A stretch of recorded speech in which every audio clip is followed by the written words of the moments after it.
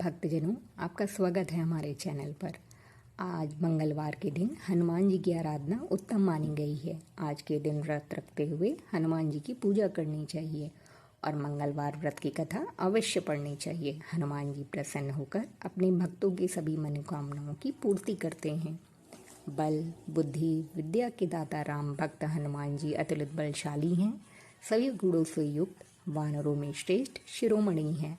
आज मंगलवार के दिन हनुमान जी की आराधना उत्तम मानी गई है। आज के दिन व्रत रखते हुए हनुमान जी की पूजा करनी चाहिए और मंगलवार व्रत की कथा अवश्य पढ़नी चाहिए। हनुमान जी प्रसन्न होकर अपने भक्तों की सभी मनोकामनाओं की पूर्ति करते हैं। आइए जानते हैं मंगलवार व्रत की कथा के बारे में। जय श्री राम। एक समय की बात है, एक ब्राह्मण दंपति की कोई संतान नहीं थी, जिस कारण वो बेहद दुखी थे। एक समय ब्राह्मण वन में हनुमान जी की पूजा के लिए गया। वहाँ उसने पूजा के साथ महावीर जी से पुत्र की कामना की।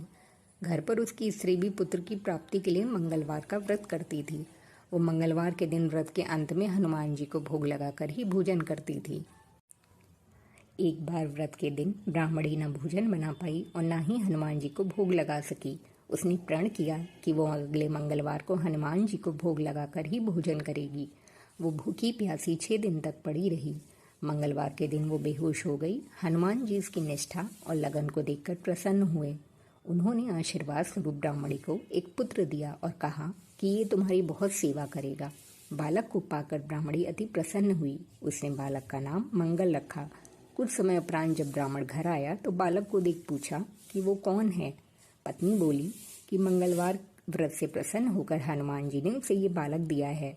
ब्राह्मण को अपनी पत्नी की बात पर विश्वास नहीं हुआ।